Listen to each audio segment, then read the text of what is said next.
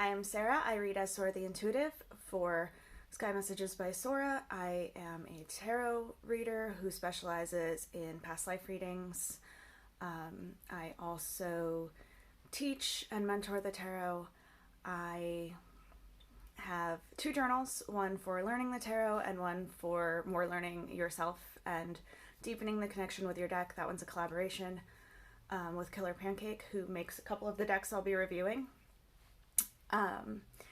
The reason I started this channel, and specifically this series, the tarot review series, is that I really want people to be able to have a connection. I want anyone who wants to do the tarot to be able to learn it. And a lot of times people get really frustrated because the first deck that they start using, they don't really connect with. And so I'm hoping that instead of getting frustrated or spending a lot of money on decks that they then realize they don't want, people can sort of start to learn what their style is, what theme they're looking for, what kind of imagery works for them, and help people find the right decks for them. I do believe that if there is a tarot deck out there, there is an audience for it. And if there is somebody who wants to learn, then there's definitely a deck for them. So this won't have star ratings. This won't be about what's good and bad. It'll be about the details, such as the guidebook, a level that it's good for, like basic to advanced. It will be, how close it is to the Rider-Waite or the Tarot de Marseille, or the Thoth for those who prefer that. And it will just give people a look and hopefully help them start to begin their journey. Or for those of us who have been on their journey for a while, but are thinking about new decks and testing out different things, give them a preview. So there are some of the decks behind me, but if there are any you're interested in, let me know. And let's get started. For today's deck review, we are looking at the Crystal Energy Tarot. So it comes in this cute kit box. It comes with 3 crystals, an amethyst, a tiger's eye, and a clear quartz. The tiger's eye and clear quartz went to my son almost as soon as I got the deck, so I don't have those to show you. But they're about the same size and the same nice quality. They're just small tumbled stones, but they're really pretty, and I thought it was a nice touch. So starting with the guidebook, I love the cover, which is the same as the back. I love the different crystals going around it. I really like the guidebook too because the introduction is nice, but it gives you a little bit of an intro, things to remember. So if you are struggling with learning meanings, or if you're a newer reader, this really helps you get through with the minor arcana. And this is a pip deck, so if you are beginning and you are studying a tradition other than like the Tarot de Marseille or any that specifically come from playing cards, these kind of decks can be frustrating, so it's nice that they have that little guide. But what I really love about it is that there's a full card, a full page for every one of the major arcanas, and the minor arcanas get a half page. There is, the full colored picture. And they talk about both the card and the crystal. Instead of keywords, they use kind of a key phrase and then a more thorough explanation. So it isn't a bad one to, it isn't a bad one to learn on. In fact, it's a very good one to learn on.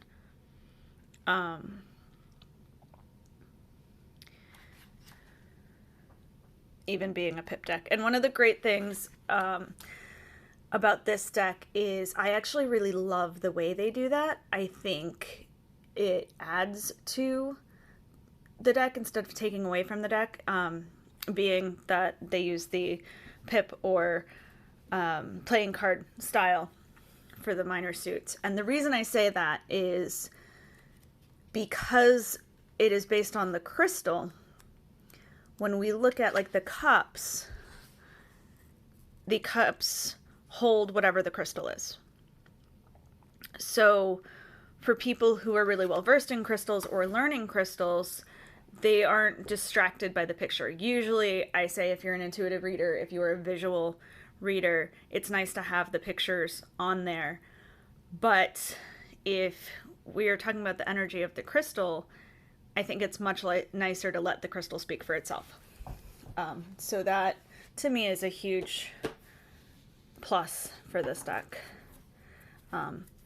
The illustrations I find to be kind of soft and gentle, very beautiful, but there's a lot of pastels, and they just are very calm. I really like this deck for reading for other people, especially people who maybe haven't had the best history with tarot readings. Sometimes people get information, or they have a tarot reader that is trying very hard to play into the drama and mystic side of tarot, and that can be very off-putting. So this is a nice deck for people who are kind of getting back into that. Even their tower, for as much as, you know, there's still the lightning, there's still the fire, there's still people being thrown from the tower. It's not a terrifying image. It hits all the points it needs to as the tower.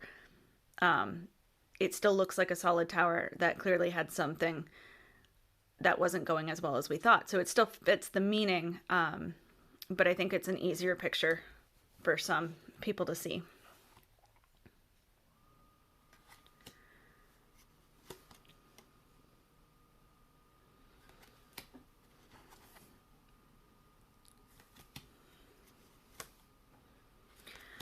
So for me, I think the people that this deck is best for are the crystal enthusiasts, the crystal experts who are learning tarot, or the tarot experts who are learning about crystals. See, the devil too. It's the imagery that people are used to from like the Rider-Waite, but he just looks a lot calmer, a lot less evil than we usually see him.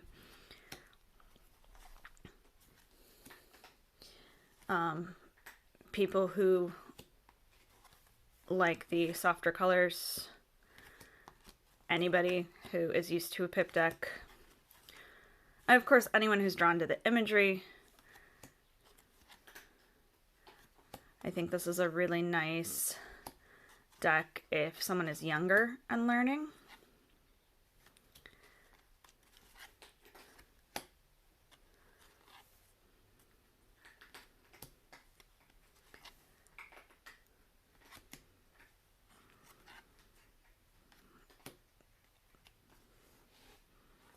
But I think it's a nice one to have in your collection. It's good for days where you need just a little bit of a softer touch, I think.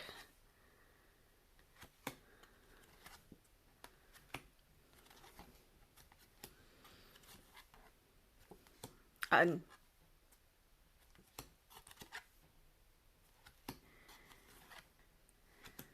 it uses kind of the Rider-Waite imagery for, for the major arcana, which, depending on, again, how you learn, may not be your favorite if you were learning the Tarot de Marseille. But again, the Rider-Waite took its inspiration from the Tarot de Marseille, so I don't think it's all that distracting.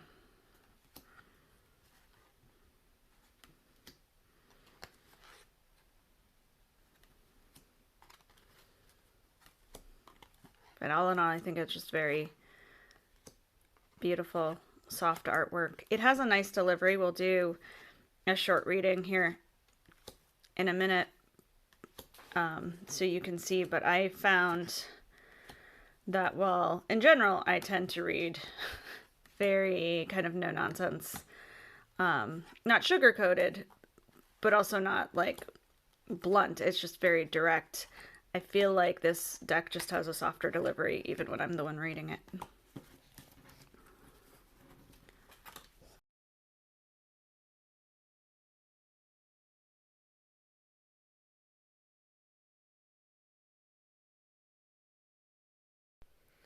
Hey, just a quick addendum.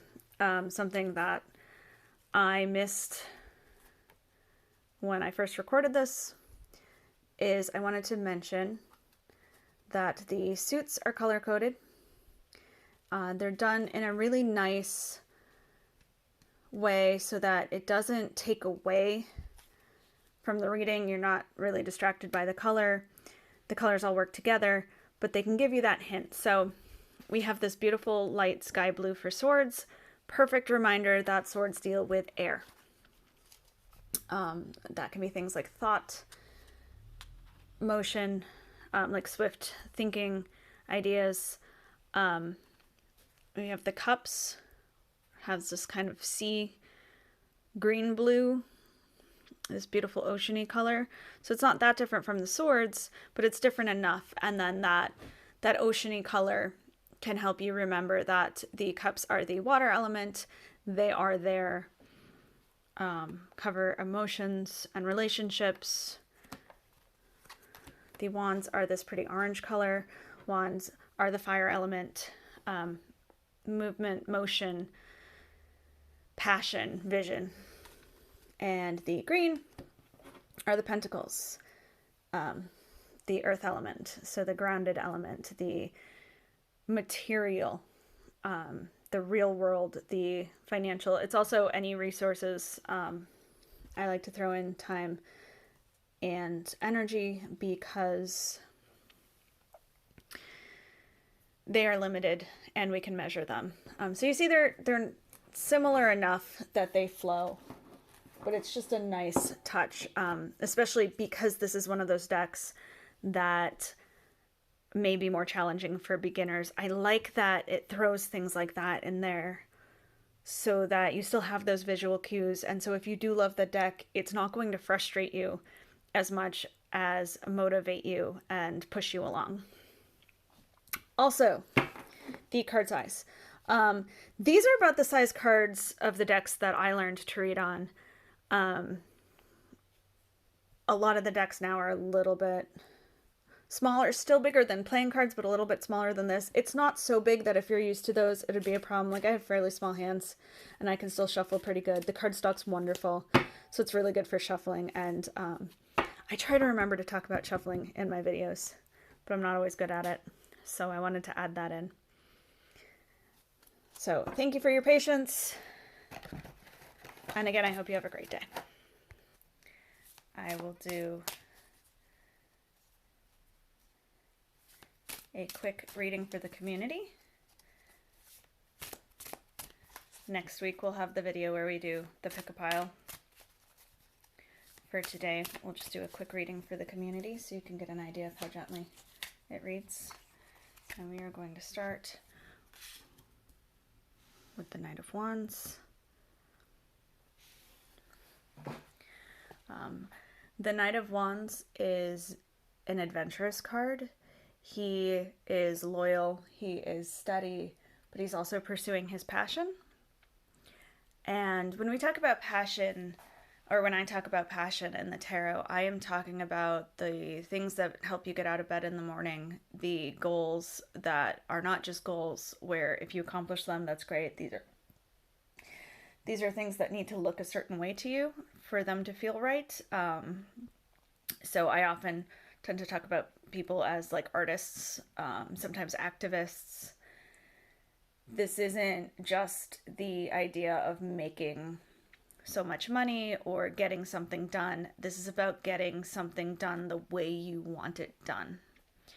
And so when we have that energy, from the wands, along with the knight who embody the idea of chivalry. We have this going forward, just rushing towards our dreams and our passions. And usually I think of the knights as going so, slow and steady, or at least quickly, because they are doing it for the right reason. They are moving forward. But with the wands, there's just all that movement. And so we are actively pursuing our dreams right now. There with the Seven of Wands, which we see a lot when we've been passionate, when we've been actively showing people, talking to people about our passions. This is where we start to see the people who are either trying to sabotage or naysay or just make you feel like maybe you're wrong. The Seven of Wands, we stand our ground. We continue. We jump over the obstacles. We go around the obstacles. The obstacles don't matter. This is where we have started to see our vision put together. I find the sevens to be very optimistic and very like, ooh, we've got all the groundwork done, and now we can start to see things unfold. And with the Seven of Wands, there's very much this, and we are going to continue. Followed up with the King of Cups, who is all about the balance between head and heart. It does tell you that these obstacles, while you are going around them, they may be frustrating in a way, not that you would give up, but that you might start to lash out. Maybe somebody offers a suggestion and you snap at them. Maybe just when that self-doubt starts to kick in, you start looking for other people to blame. It's not an uncommon reaction, especially when you know that if you could just finish, people will see. The King of Cups comes in and says that all that is really required is that you know. It's your dream, it's your vision. You are the one who is seeing it happen. And take that attitude as a motivation to finish so that you can show other people.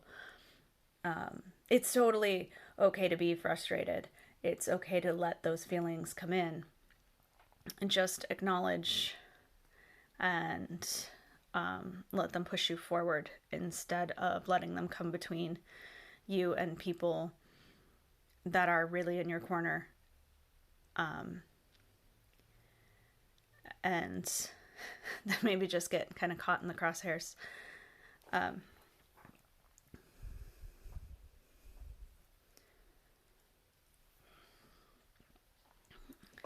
So I do think that that is a fairly gentle way of saying, that this week they're going to make a lot of progress. You're going to be very motivated. You're going to push a lot farther. But that progress may come with a little bit of irritation. But it will also bring you closer. So next week we will have the pick-a-pile reading, and you'll be able to go more with the message that you're drawn to, which will make it probably resonate a little bit more for a lot of you. Let me know what other decks you'd like to see, how you feel about pip decks, how you feel about the crystal energy deck, any questions you may have. And I'll see you next week.